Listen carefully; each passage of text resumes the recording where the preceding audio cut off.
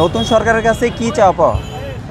নতুন সরকারের কাছে চাওয়া পাওয়া হচ্ছে আমরা একটা সুন্দর দেশ চাই, একটা সাবলীল সমাজ চাই। সকল ধরনের আগে যে রাজনীতিমূলক যে সরকারটা ছিল সেই সরকার আমরা চাই না, এবং সকল ধরনের ছাত্র রাজনীতি আমরা পরিহার করেছি এবং কেউ যেন এটা না করে। ৩৬শে জুলাই বলতে কি বোঝানো হয়েছে?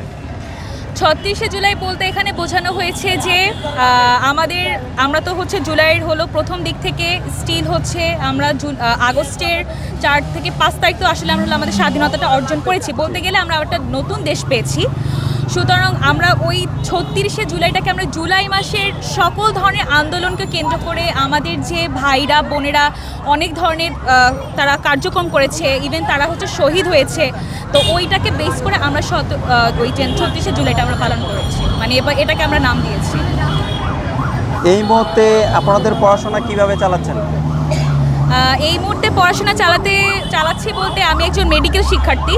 তো মেডিকেল শিক্ষার্থী বলতে আমাদের হচ্ছে আমরা মেডিকেল বেসগুলো আমাদের ক্লিনিক্যাল পড়াশোনা থাকে এবং হচ্ছে আমাদের ব্যক্তিগত অনেক পড়াশোনা আছে। তো আমরা হলো আন্দোলন থেকে শুরু করে আমাদের পড়াশোনা চালিয়ে যেতে হয়েছে, কারণ এছাড়াও আমার মেডিকেল হচ্ছে ইব্রাহিম মেডিকেল কলেজ, আমরা একেবারে কেন্দ্রবিন্দুতে আমরা ক্লাস করেছি যেখানে আন্দোলন হয়েছে।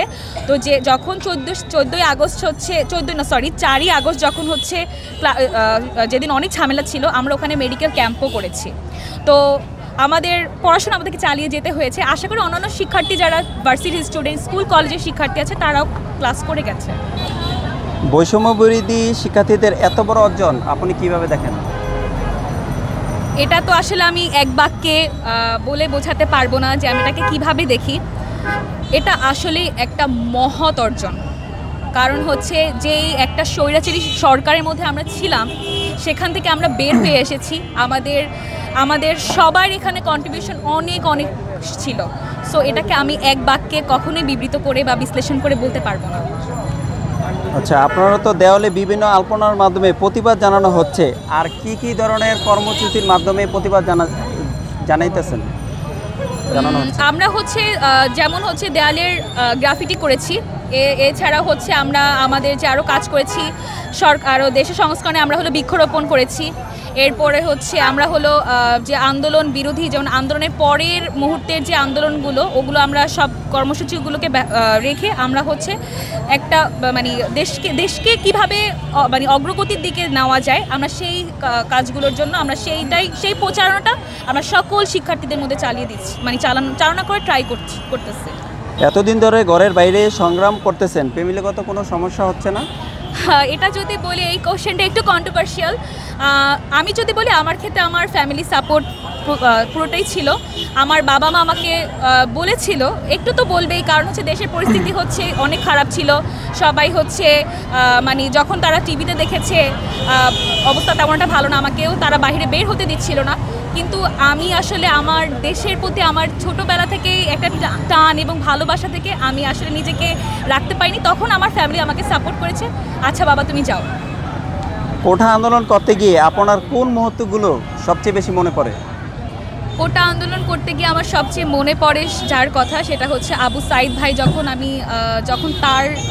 সে তো হলো রংপুরে এটা হয়েছে, তো আমি যখন টিভিতে ওনার জিনিসটা দেখেছি, তখনই আমার মধ্যে সবচেয়ে বেশি চেতনাটা কাজ করেছে যে আমারই বড় ভাই, সে হচ্ছে দেশের জন্য সে প্রাণ দিয়ে দিয়েছে, এবং আমার বড় ভাইয়াপুরা তারা ঢাকা ভার্সিটি অন্যান্য ভার্সিটিতে থেকে তারা তাদের সর্বোচ্চটুকু দিয়ে তারা কাজ করে গেছে।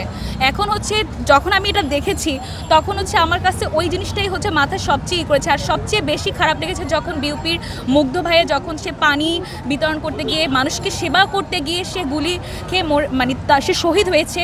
এই জিনিসগুলো দেখার পরে আসলে আমি নিজেকে নিজে ঠিক রাখতে পারিনি, এবং আমার যে সহপাঠী যারা আছে তারা কেউ ঠিক রাখতে পারেনি।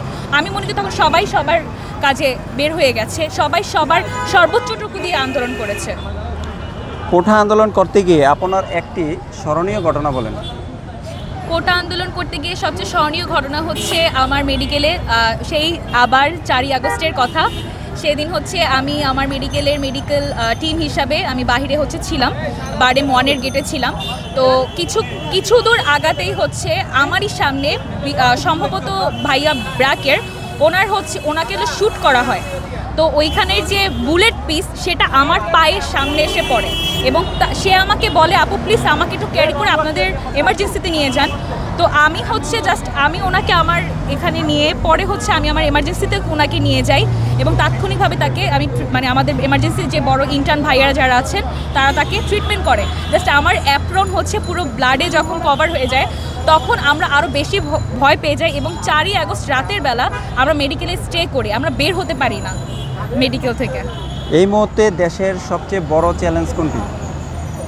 এই মুহূর্তে আমার মতে দেশের সবচেয়ে বড় চ্যালেঞ্জ হচ্ছে দেশের সরকারকে সুন্দর করে আবার গঠন করা এবং আমরা যে দেশটাকে ছেড়েছি আমরা ওই পুনরাবৃত্তি জানি আবার না হয় সেইটা সকলের একটা এখন কনসার্ন যে সরকার এসেছে ডক্টর ইউনূস স্যারের যে সরকারটা আমরা আবার পেয়েছি আসলে সে কিভাবে এই সরকারটাকে আবার রিফর্ম করবে, এই দেশটাকে কিভাবে রিফর্ম হবে আবার। সো আমরা এটা নিয়ে আসলে বর্তমানে সবাই একটু এটা নিয়ে আমরা সবাই কনসার্ন যে কেমনে কি হবে, যেহেতু এখন বর্তমান সমাজে বর্তমান টাইমে আমরা ছাত্র সমাজরা দেশের কাজে অগ্রশীল আছি, অগ্রতার সাথে দেশ উন্নয়নের কাজ করতেছি। সো আমাদের এটাই হচ্ছে মানে একটু দেখার ব্যাপার।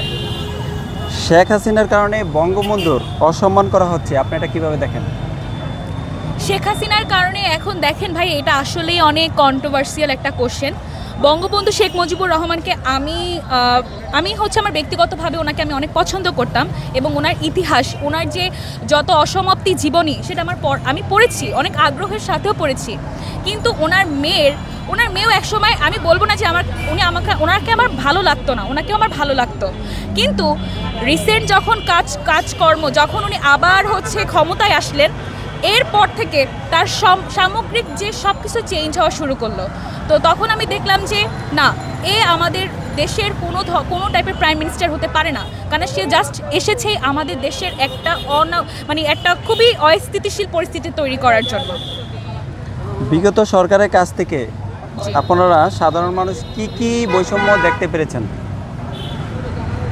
বৈষম্য দেখতে পেরেছি বলতে কিছু জনগণ আছে এখনও আগের জনগণ যারা কিছু রয়ে গেছে, যারা হচ্ছে আপনার ওই লীগতন্ত্র যারা করতো তাদের থেকে কিছু লোকজন আছে, তারা হচ্ছে আপনার যে কাজটা তারা করছে ওই জন্য সেদিনও আমি একটা জায়গায় কাজ করতে গিয়েছি, আমাদের একটা কমিটির কাজ করছিল, এই গ্রাফিটিরই কাজ করছিল। তখন হচ্ছে এক জায়গাতে হচ্ছে একটা কার্ড বানিয়ে এরকম করে একটা ভ্যান বাঁধা ছিল, তো ওইখানে হচ্ছে ভ্যানটা বাঁধা, তো ওইখানে এলাকারই কিছু লোকজন বলতেছিল কি যে আপু ভাই আপনারা চাইলে তো জিনিসটা কিন্তু হচ্ছে শিকল দিয়ে বাঁধা, ওনারা জাস্ট আমাকে বলতেছে কি আপনারা চাইলে তো জিনিসটাকে সরাই ফেলতে পারেন, বাট আমরা কেন সরাবো? এটা তো একজনের ইনকাম সোর্স, এখান থেকে সে তার ইনকামের টাকাটা অর্জন করে, তো এইখান থেকে সে জীবিকা নির্বাহ করে, এইখান থেকে আমরা কেন এটাকে টেনে নিয়ে আমরা করব? তো এরকমের মেন্টালিটির কিছু বাঙালি এখনও যদি তাদের মানসিকতা না চেঞ্জ করতে পারে তাহলে আমাদের জন্য এই বাংলাদেশটাকে আবার চেঞ্জ করা বা আমাদের আবার যে স্বাধীনতাটা আমরা পেয়েছি সেই স্বাধীনতা রক্ষা করা আমাদের আসলে আবার কষ্টকর হয়ে উঠবে। আপনাদের মতো ছাত্র জনতা দেখে সাধারণ মানুষের প্রতিক্রিয়া কি?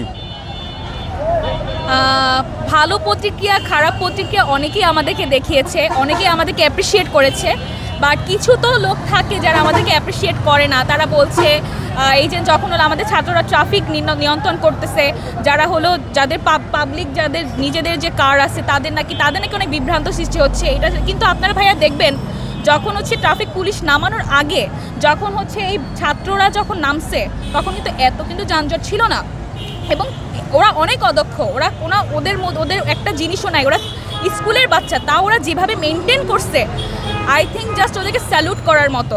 আমাদের চেতেও ওরা অনেক ছোট, তাও ওরা অনেক ভালো করে ওদের কাজটা করেছে।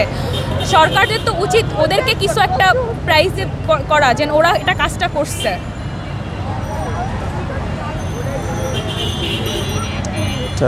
চাঁদাবাজি ও দুর্নীতি বন্ধ করতে শিক্ষার্থীদের কি ধরনের পদক্ষেপ নেওয়া উচিত?